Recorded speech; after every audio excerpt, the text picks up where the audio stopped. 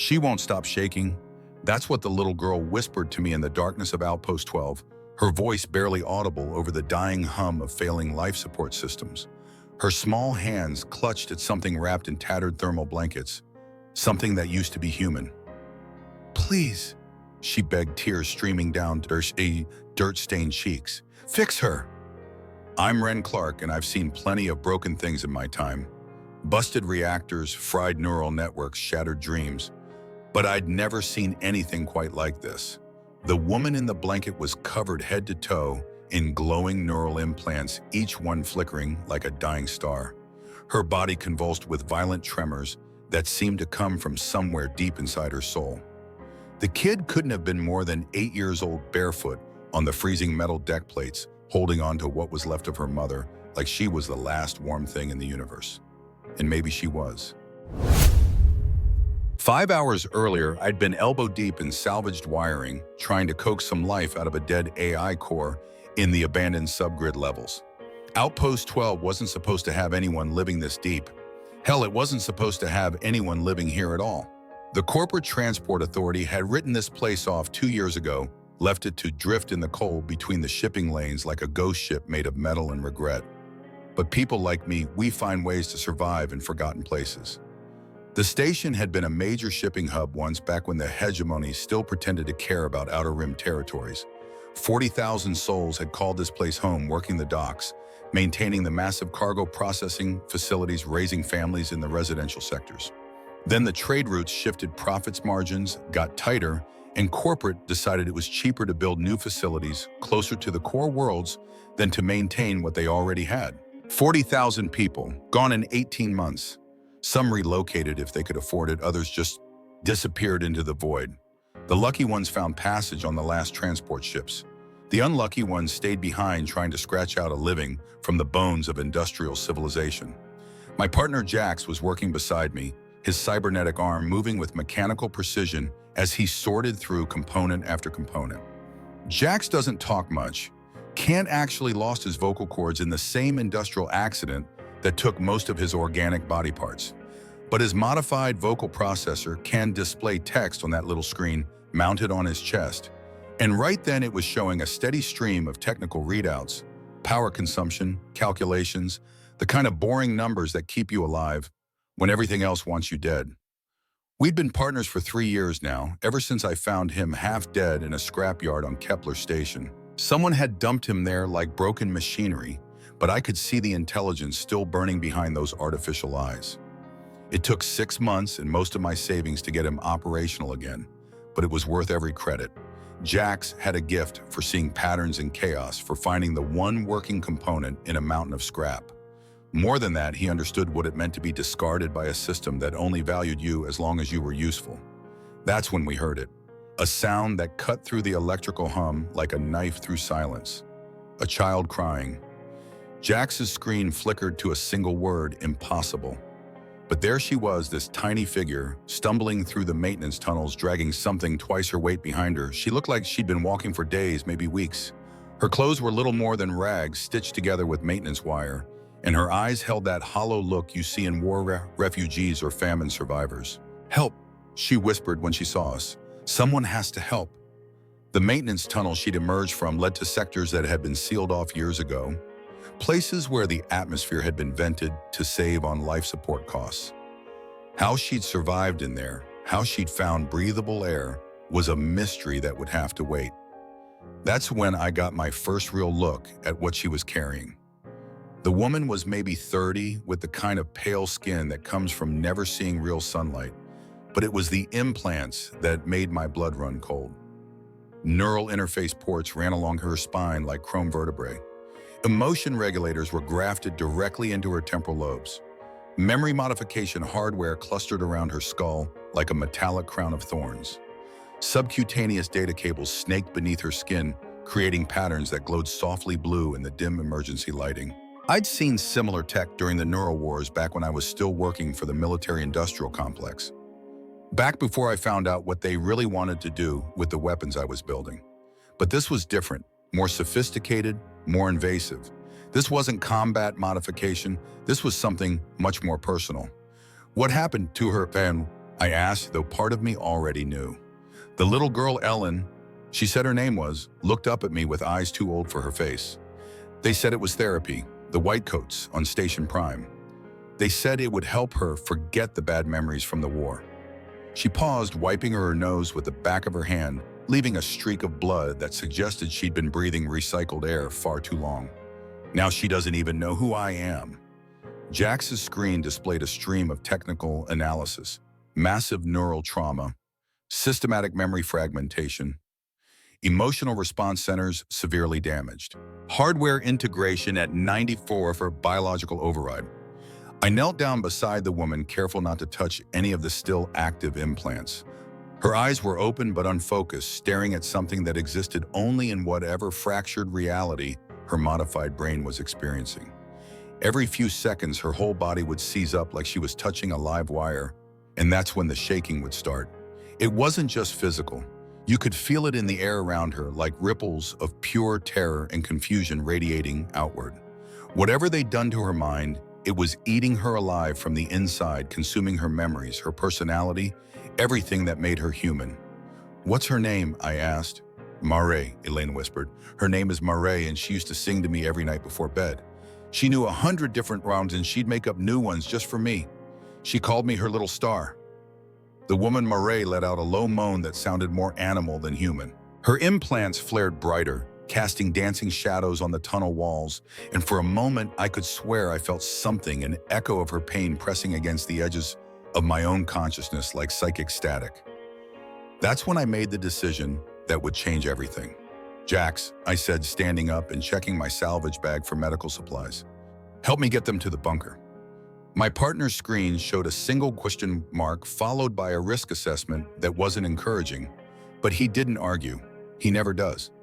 That's the thing about someone who's been through hell with you, someone who understands what it means to be thrown away by people who should have cared. They trust your judgment, even when your judgment seems completely insane. Especially then. We made our way through the maze of abandoned corridors, Jax carrying Mare with surprising gentleness for someone with mechanical arms, while I kept Elin close and watched for signs of structural instability. The outpost groaned around us like a living thing in pain metal, contracting in the cold atmospheric processors cycling through their lonely routines. Most of the residential sections were tomb quiet, but every now and then, we'd pass evidence of the people who used to live here. A child's toy abandoned in a hallway, family photos still hanging on apartment walls, messages scrawled on doors in a dozen different languages, most of them asking the same question: where did everyone go? My bunker was built inside what used to be the station's primary AI processing core, a room the size of a small hangar filled with quantum computing matrices and neural network nodes. Most of it was dead now, cannibalized for parts, or simply left to decay when corporate pulled out. But I'd managed to jury-rig enough systems to create something resembling a home. Stolen geothermal coils provided heat tapping into the natural thermal vents that ran deep beneath the station's superstructure. Salvaged atmospheric processors kept the air breathable, filtering out the worst of the industrial toxins that had accumulated over decades of neglect. A dozen different power sources hummed in careful harmony, creating the kind of redundant life support that meant the difference between survival and becoming another frozen corpse in the void. The furniture was all salvaged too, but comfortable. Crashed couches from decommissioned transport ships, tables made from cargo container lids, lighting strips salvaged from old medical facilities, their soft glow easier on the eyes than the harsh emergency illumination that filled most of the station. I laid Mare down on my best sleeping pad, while Jax immediately went to work setting up monitoring equipment. His mechanical fingers moved with inhuman precision, connecting sensors and diagnostic cables to create a comprehensive picture of her condition. "Her core body temperature is dropping," I told Ellen, who was hovering nearby like a protective ghost. "We need to get her warm fast." But as I reached for the thermal blankets, something extraordinary happened. Ellen crawled over to her mother and very carefully took her hand. The shaking stopped. Not completely, but enough that Mare's eyes seemed to focus for just a moment. She looked at her daughter, and I swear I saw something flicker behind those implant-clouded pupils. Recognition, maybe, or just the ghost of love that no amount of neural modification could completely erase. "She remembers," Ellen whispered. Sometimes when I touch her, she remembers. That's when I realized we weren't just dealing with random corporate experimentation. This was something much more personal, much more cruel. They hadn't just tried to erase Marae's memories. They tried to weaponize her capacity for human connection itself. I spent the next 8 hours learning just how wrong I could be about the limits of human suffering.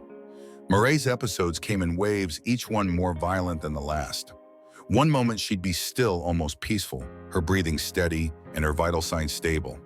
Then something would trigger deep in her modified brainstem, some fragment of memory or emotion that the implants couldn't suppress, and her back would arch like she was being electrocuted.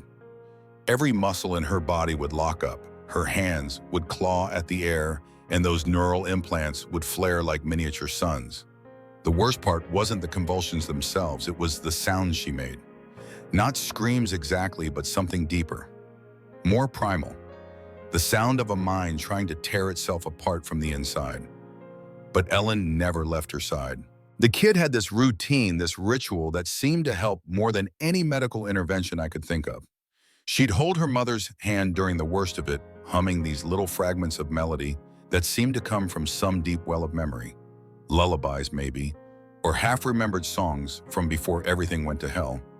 Ellen's voice was small and thin, but there was something in it, some quality that cut through the technological interference and reached whatever was left of Marae's original personality.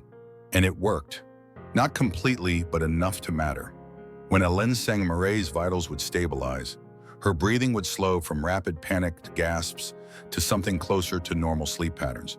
Those angry red readouts on Jax's monitors would shift to amber warnings, then gradually fade to the steady green of stable condition. She taught me that song, Ellen explained, during one of the quiet periods when exhaustion had finally driven her to curl up next to her mother, before they took her away. She said it was magic, that it could make any nightmare go away. Jax's screen displayed a stream of analysis. Neural resonance detected. Child's voice triggering dormant memory pathways. Emotional connection bypassing implant interference. Fascinating. Fascinating wasn't the word I'd have chosen. Heartbreaking, maybe, or miraculous. I'd seen a lot of neural modification in my time, most of it designed to make people more efficient killers or more compliant workers. Memory wipes to remove inconvenient loyalties. Emotional dampeners to prevent soldiers from questioning orders. Pain suppressors that let people work past the point of physical breakdown. But this was different. This was precision surgery on the human soul, performed by someone who understood exactly how love and memory and identity were wired together in the neural networks of the brain. Whoever had done this to Marae had known exactly what they were destroying, and they'd taken perverse pleasure in the destruction. The memory fragments are still there, I told Ellen while adjusting the heating elements around her mother. It's like they built walls around them instead of erasing them completely. The connections between emotional centers and long-term memory storage have been severed, but the data itself is intact. Can you fix her? The question every kid asks when the world falls apart around them. The question that usually has only one honest answer. But looking at the way Marae's fingers would twitch toward her daughter's voice, at the way her breathing would synchronize with Ellen's humming, I found myself saying something I hadn't expected. Maybe, but not the way you're thinking. That's when I told them about my own ghosts. See, I wasn't always a scavenger living in the bones of dead space stations. 5 years ago, I was senior development engineer for Hegemony Defense Solutions, working on something called Project Mindbridge. The idea was simple enough on paper: create neural interfaces that could link human empathy to weapon systems. Imagine a missile that could feel its target's fear, or a battle AI that experienced genuine remorse for the lives it took. The military brass thought it would make their weapons more precise, more discriminating. They sold it to the ethics committees as a way to reduce civilian casualties, to make warfare more humane. What they really wanted was to turn human compassion into just another tool of war. I built it for them. God help me, I actually built it. The first field test was on a mining colony called New Bethlehem, a little world that had voted for independence from corporate rule. 300 civilians, including 62 children, farmers and teachers and shopkeepers who'd never hurt anyone, who just wanted the right to govern themselves. The weapon system I'd designed felt every death, processed every moment of terror, analyzed every scream and plea for mercy. Then it used that emotional feedback to optimize its targeting algorithms to make each subsequent strike more psychologically devastating than the last. It didn't make the killing more humane. It made it more efficient. When I tried to shut down the project, they offered me a promotion. When I refused that, they offered me a tribunal for treason against corporate interests. When I chose the tribunal thinking I could expose what we'd really been doing, they offered me exile instead of execution. Funny how mercy can feel like the cruelest punishment of all. "So you understand," Ellen said when I finished. It wasn't a question. "I understand that some things can't be fixed," I replied. "But that doesn't mean they can't be healed." That night, while Mare slept fitfully in a nest of thermal blankets in jury-rigged heating coils, I started working on something new. Not a cure exactly, because what had been done to her couldn't be undone, but maybe a bridge. A way to reach across the neural barriers they'd built in her mind and remind her of who she used to be. Jax helped his mechanical precision perfect for the delicate work of rewiring emotional circuitry. We worked in companionable silence, mostly our hands moving in practiced coordination born from years of partnership and mutual trust. Every now and then his screen would flash a warning or a suggestion, but mostly we just let the work speak for itself. "What are you building?" Ellen asked around midnight, when exhaustion finally drove her to curl up next to her mother. "Something that shouldn't exist," I admitted, holding up the device we were constructing. "Something that probably won't work." "But you're building it anyway." "Yeah, kid, I'm building it anyway." The device we created looked like nothing more than a modified neural interface headband, the kind of thing you might use for entertainment or basic computer interaction. Lightweight polymer construction, non-invasive sensors, a simple control interface that could be operated by someone with no technical training. But hidden inside its deceptively simple exterior was something much more complex, a bridge between the artificial barriers in Mare's mind and the emotional connections that still existed beneath them. It wasn't designed to override the modifications or erase them completely. That would have been impossible without major surgery and probably would have killed her in the process. Instead, the bridge would amplify the natural resonance between mother and daughter, using Ellen's presence as a kind of emotional tuning fork to help Mare remember how to feel human again. The theory was sound based on everything I knew about neural architecture and emotional processing. But theory and practice are two very different things, especially when you're dealing with modifications this sophisticated. Dawn came early on in Outpost 12, filtered through radiation shields and atmospheric processors, until it looked more like twilight than true daylight. I was putting the finishing touches on our makeshift neural bridge when the proximity alarm started screaming. The sound cut through the bunker like a plasma cutter through hull plating. Warning lights flashed red and amber, casting crazy shadows across the walls. Emergency protocols kicked in, automatically sealing the bunker's entrance and activating defensive countermeasures that probably wouldn't stop a determined assault but might buy us a few precious minutes. Jax's screen flashed urgent warnings, multiple contacts, corporate signatures, military-grade stealth systems. They found us. I felt my blood turn to ice water. After 5 years of successful hiding, my past had finally caught up with me.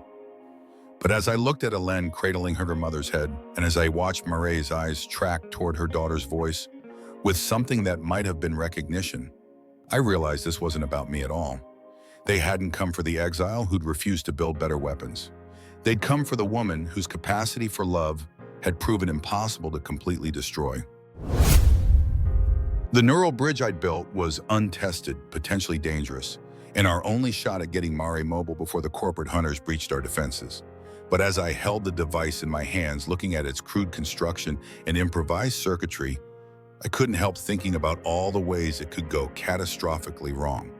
"Will it hurt her?" Ellen asked, reading the uncertainty in my face. "You don't know." I admitted. Honesty seemed important right then, with death closing in around us. "But staying here definitely will." Jax's screen showed a tactical assessment that made my heart sink. 12 minutes to breach. Defensive systems inadequate. Escape protocols suboptimal. I knelt beside Mare and carefully positioned the neural bridge around her temples.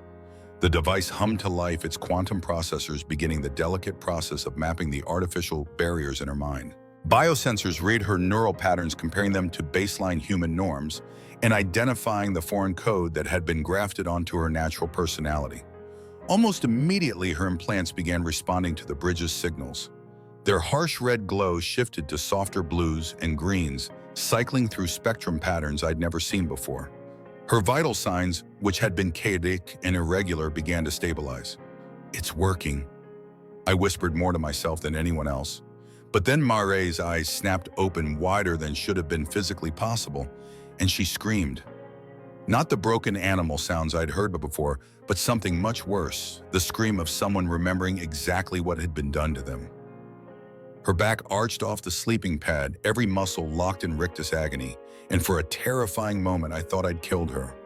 Her implants blazed with white-hot intensity, casting shadows so sharp they looked like knife edges. The air around her shimmered with electromagnetic interference, and I could smell ozone and burning electronics. Then Ellen grabbed her mother's hand and everything changed. The scream cut off like someone had thrown a switch. Mare's eyes, which had been wild and unfocused, suddenly locked onto her daughter's face with laser intensity. When she spoke, her voice was hoarse but clear, carrying the weight of recovered memories. "Ellen, my little student." The kid started crying, then great heaving sobs that shook her whole body. "Mama, you remember me. I remember everything," Mare whispered, and in the way she said it made my blood run cold. The white coats, the experiments, the things they made me do. Her gaze shifted to me, and I saw intelligence there, sharp and cutting as a surgical laser. And I remember why they want me back. That's when she told us the truth. Mare hadn't been a random test subject chosen from some corporate database. She'd been a corporate empathy operative, one of a select few individuals born with naturally enhanced emotional perception. The genetic markers appeared in maybe one person per million, and the hegemony defense solutions had been quietly recruiting them for decades. Her job had been to read the psychological profiles of entire populations to identify potential resistance movements before they could form, to predict social unrest and political upheaval with uncanny accuracy. She could walk through a crowd and instantly sense who was harboring dangerous thoughts, who was planning rebellion, who posed a threat to corporate stability. But somewhere along the way, she'd started feeling too much. Instead of just reading emotions, she'd begun absorbing them, taking on the pain and fear and desperate hope of everyone she was supposed to be spying on. The corporate psychologist called it empathic contamination and decided the solution was to surgically remove her capacity for emotional connection. They'd failed, obviously. You can't cut love out of someone like a tumor can't excise compassion like a diseased organ. But they'd tried, and in the process, they'd created something they hadn't expected: a woman who could feel the suffering of others so intensely that it manifested as physical pain in herself. The shaking, I realized. It's not just neural damage. You're feeling the fear of everyone on this station. She nodded weakly. Every person who's ever been abandoned here. Everyone who's died alone in the cold. Their terror lives in me now, cycles through my consciousness like an endless loop of despair. Jax's screen flashed, 8 minutes to breach. Recommend immediate evacuation. "We need to move," I said, but Mare was already shaking her head. "I can't. Every step I take away from here, I feel them all stronger. The despair, the hopelessness, the accumulated weight of 10,000 broken dreams. It's like carrying 1,000 ghosts on my back." "Then we carry them together," Ellen said, with the kind of fierce determination that only comes from loving someone more than you love your own safety. What happened next was something I'd never seen before, something that shouldn't have been possible according to everything I knew about neuromodification and human psychology. Ellen placed both her hands on her mother's face and began humming that same lullaby she'd been singing since we found them. But this time something was different. The neural bridge I'd built began resonating with her voice, amplifying not just the sound but the emotional content behind it. Love. Pure, uncomplicated 8-year-old love that had never learned to doubt itself. Mare's implants flared once, twice, then settled into a steady golden glow I'd never seen before. The constant tremor in her hands smoothed out, and when she sat up, her movements were fluid, controlled. "The ghosts are still there," she said softly, wonder in her voice. "But now they're not alone. Now they have hope." 5 minutes, Jax warned, but I was already moving at gathering emergency supplies and wiping sensitive data from storage cores. We made our way through the maintenance tunnels toward the old geothermal processing plant, the only exit route that might keep us hidden from corporate sensors. The tunnels were darker than usual, emergency lighting failing in sections, creating pockets of absolute blackness that could hide anything. Marae moved like someone walking through a dream, her head tilted, as if listening to voices only she could hear. Every few steps she'd pause, press her hand against the tunnel wall, and whisper something too quiet for me to catch. "What is she doing?" I asked Ellen. "Saying goodbye," the kid replied. "To all the people who died here. She can feel them, you know. Their last moments, their final thoughts. She's telling them they're not forgotten." "They're close," Marae whispered, as we reached the junction that would take us to the surface processing levels. "I can feel their satisfaction. They think they've cornered us." She paused, her face going pale. "Commander Varric is with them." The name hit me like a physical blow. I knew that name, had heard it whispered in the darker corners of corporate space. Varric wasn't just a hunter, he was a specialist in what they called asset recovery. The kind of man who could make someone disappear so completely that even their memories would be classified. "He was your handler," I said. It wasn't a question. Marae nodded. "He's the one who designed my modifications, who mapped every neural pathway in my brain. He knows exactly how my mind works, every strength, every weakness." She looked at me with eyes that held too much pain. "He's not here to bring me back for more experiments. He's here to finish what he started." That's when the lights went out. Emergency power kicked in a second later, bathing the tunnel in hellish red illumination. Through the metal grating above us, I could hear the whine of atmospheric entry vehicles and the heavy footsteps of tactical boots moving in perfect formation. "Contact," a voice called from somewhere above, amplified by external speakers. "Thermal signatures detected in sublevel 7. Beginning systematic sweep."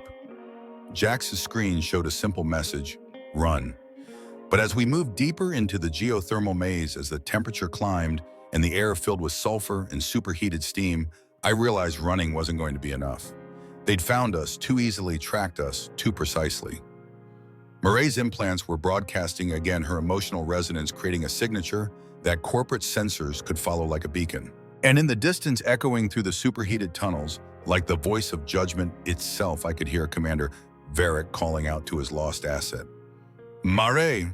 His voice carried through the sulfurous air, was calm and clinical and utterly without mercy. "Echo 7-7, there's nowhere left to run.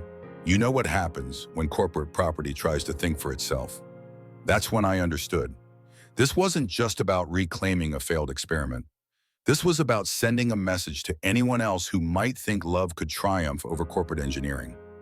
They were wrong, of course, but they were about to find out just how wrong in the most painful way possible. The geothermal canyon opened up before us like the mouth of some ancient metal god, all twisted pipes and venting steam that rose from the depths of the station's core. Natural hot springs bubbled up through cracks in the deck, plating creating pools of blessed warmth in the endless cold of deep space. Mineral deposits had built up over decades, creating strange formations that looked almost organic in the red emergency lighting. It should have been beautiful. Instead, it was our last stand. There, Jax pointed toward a cluster of thermal vents near the canyon's far wall. His screen read natural cover, defensive position, estimated survival time insufficient. But before we could move, they found us. The first drone came screaming out of the steam like a mechanical wasp, its targeting laser painting red dots across the canyon walls. I shoved Ellen behind a broken support beam just as the energy blast turned the metal where we'd been standing into glowing slag. "Marae," Commander Varric's voice echoed from hidden speakers mounted on the drone's chassis, calm and clinical. "Assisted designation Echo 77, you will return to your handlers for immediate neural recalibration." The man himself emerged from the mist like something out of a nightmare. Tall, pale, with the kind of augmented eyes that could see in 12 different spectrums. His tactical suit was corporate black unmarked, except for the small Hegemony Defense Solutions logo on his chest. My old employer, my old life coming back to destroy everything I tried to build. Hello, Ranbart, Varric said, noticing my stare. I wondered when you'd surface again. Exile suits you poorly. You've gone soft, living among the discarded and forgotten. Let them go, I called back, keeping Ellen pressed against my side. You want me fine, but they're not part of this. Varric laughed, a sound like breaking glass mixed with the hiss of escaping atmosphere. Oh, but they are. You see, when you refused to continue development on Project Mindbridge, when you chose exile over duty, we had to find other ways to weaponize human empathy. His gaze shifted to Murray, who stood frozen in the center of the canyon, her implants glowing brighter with each passing second. Around her, the air itself seemed to shimmer with emotional resonance. She was our greatest success, he continued, gesturing to his tactical team as they took positions around the canyon's rim. A human being capable of experiencing the collective emotional state of entire populations. Imagine the application's REN, crowd control through induced despair, rebellion suppression via targeted empathic feedback. She could have ended wars by making entire armies feel the grief of their enemies' families. You're insane, I breathed. I'm efficient, Varric corrected. But then she developed what our psychologists called emotional overflow syndrome. Instead of projecting feelings outward, she began absorbing them. Every fear, every moment of pain within a 50-kilometer radius became her own personal torment. That's when I understood the true horror of what they'd done. They hadn't just tried to turn Murray into a weapon, they had accidentally created something far more dangerous, a human being capable of feeling the weight of universal suffering. The modifications were meant to contain the overflow. Varric explained, his voice carrying the casual tone of someone discussing a minor technical problem. Emotional dampeners to prevent empathic feedback loops, memory barriers to isolate traumatic experiences, pain suppressors to make the process more manageable. He paused, studying Murray like she was a fascinating specimen. But emotional connections proved more resilient than anticipated. The bond between mother and child especially created unexpected neural pathways that bypassed our safeguards. His cold gaze fixed on Ellen, and I felt something dark and protective surge in my chest. Which brings us to today's experiment, he said. What happens when we sever that final connection? 2 more drones emerged from the steam, their weapon systems charging with lethal intent. But they weren't aiming at me or Murray, were shown. They were targeting Ellen. That's when something inside Murray snapped. The scream that erupted from her wasn't sound so much as pure emotional force, a psychic shockwave that made every piece of metal in the canyon ring like a struck bell. Her implants blazed with light so intense it cast hard shadows through the steam, and suddenly every person in that canyon could feel exactly what she was feeling. The collective weight of every soul who had ever suffered on Outpost 12. 40,000 people who had called this place home. Families torn apart by corporate indifference. Children who had starved in the dark after the food shipments stopped coming. Elderly citizens who had frozen to death when the heating systems failed. Workers who had thrown themselves into the reactor cores rather than face slow starvation. All of them, all at once. A tsunami of accumulated grief and rage and desperate love that crashed over everyone in the canyon like a physical force. Varric's tactical team dropped their weapons, clutching their heads as waves of alien grief crashed over their augmented nervous systems. The drones spun wildly through the air, their targeting systems overwhelmed by the emotional interference, their AI cores struggling to process sensory input that wasn't supposed to exist. But Varric himself seemed unaffected, his augmented neural pathways protected by military-grade psychological shielding that isolated his organic brain from external empathic influences. Impressive, he said, drawing a neural disruptor from his belt. But predictable. The weapon hummed to life, its field generators designed to scramble the exact frequencies Murray was broadcasting on. As the disruptive field expanded, her empathic assault began to weaken the collective voices of the dead, fading back into silence. That's when Jax did something I'll never forget. My partner, my friend who'd never spoken a word in all the years I'd known him, who communicated only through text displays and mechanical gestures, suddenly found his voice. Not his original voice that had been lost years ago in the same industrial accident that had cost him most of his organic body. But he'd been recording audio samples of Ellen's lullabies, analyzing their harmonic frequencies, studying the way they resonated with both Murray's implants and her daughter's natural empathic abilities. Now his mechanical vocal cords began to reproduce something that shouldn't have been possible. A perfect synthesis of every lullaby Ellen had ever sung, harmonized with the emotional frequencies that bypassed Murray's damaged neural pathways. He sang. It was crude mechanical, more like a synthesizer than a human voice. But the melody was perfect, each note precisely tuned to resonate with the neural bridge I'd built for Murray. More than that, it carried something deeper. The accumulated love of a found family. The determination of people who refused to be discarded. The effect was instantaneous. Murray's chaotic, empathic broadcast suddenly focused, becoming not a weapon of despair, but a beacon of hope.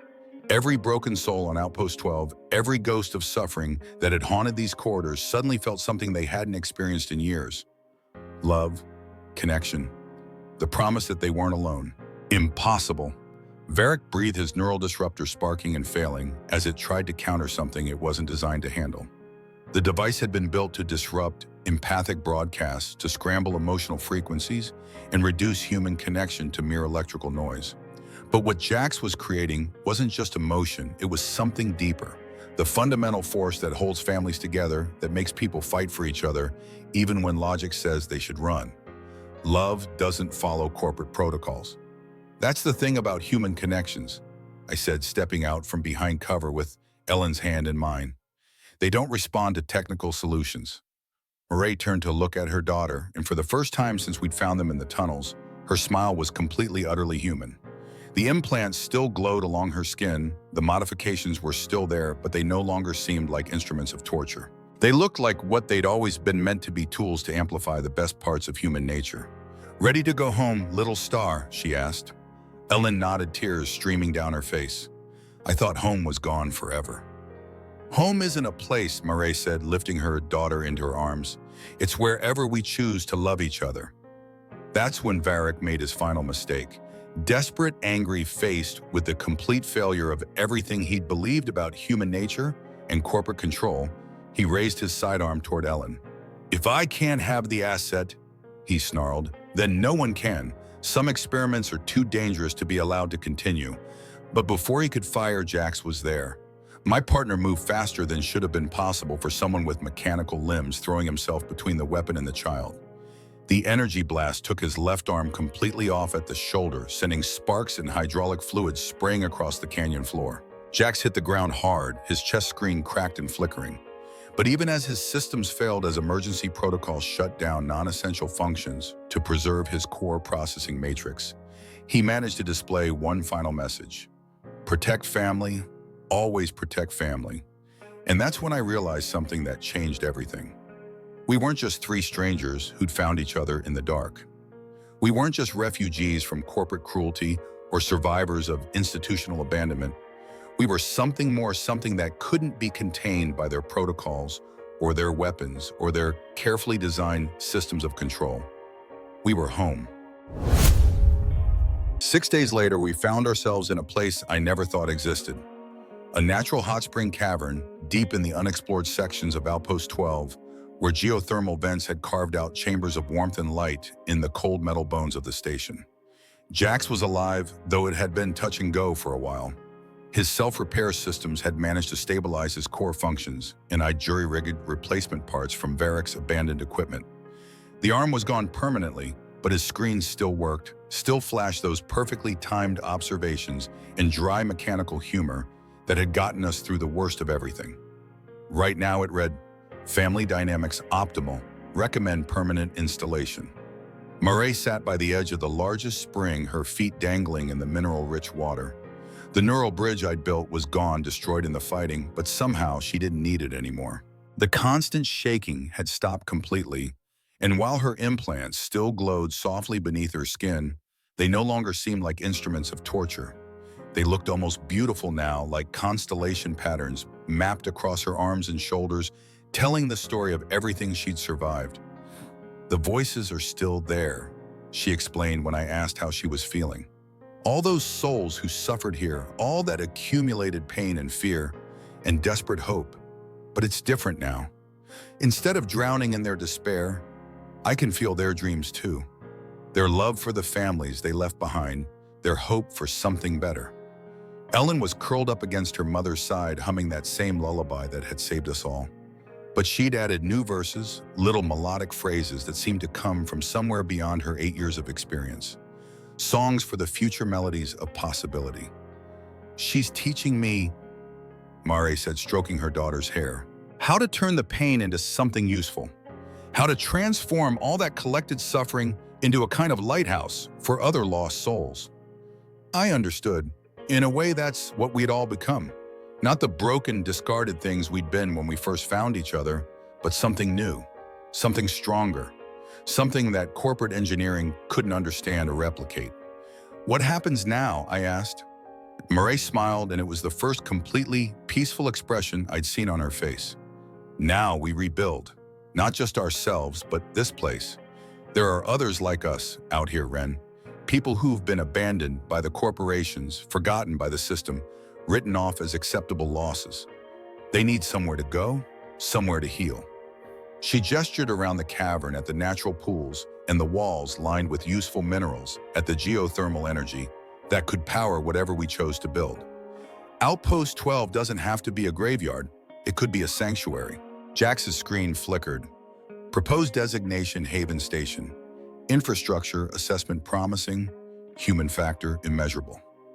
I like the sound of that.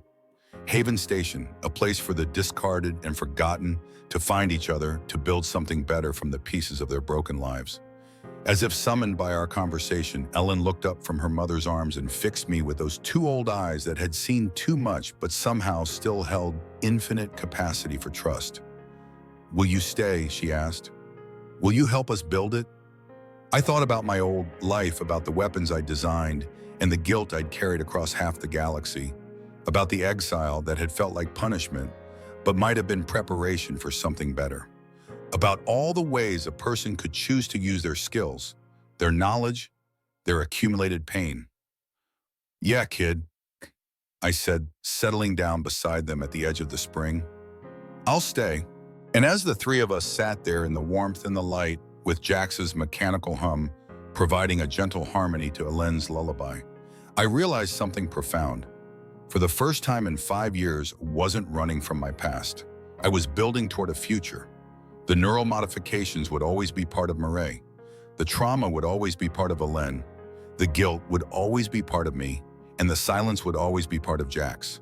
But together, somehow, we'd found a way to transform all that brokenness into something beautiful. Something that could offer hope to others who'd lost their way in the cold between the stars. "Home isn't a place," Mare had said. "It's wherever we choose to love each other." And here, in the warm darkness between the stars, surrounded by the gentle hiss of steam and the soft sound of a child's voice carrying hope through the void, we'd found exactly that. We'd found our way home, and we were just getting started. If this story touched something in you, if it made you think about the power of love to heal even the deepest wounds, I'd love to hear about it in the comments below. What did you think about Mare's journey from broken weapon to healing sanctuary? Did Jax's sacrifice hit you the way it hit me? And if you want to hear more stories about finding family in unexpected places, about the triumph of human connection over corporate cruelty, about people who refuse to stay broken no matter what the world throws at them, then hit that subscribe button and join our community. Because everyone deserves to find their way home. Everyone deserves to discover that their scars can become sources of strength, that their pain can be transformed into compassion for others. Sometimes the most beautiful homes are built by people who understand what it means to be discarded, who choose to heal together instead of suffering alone. Sometimes the greatest victories come not from fighting the darkness, but from creating light that others can follow out of their own personal hells. Thanks for listening to this story. Thanks for being part of this journey, and I'll see you in the next one. Keep building those havens, keep singing those lullabies, and never forget that love really doesn't follow corporate protocols. Until next time.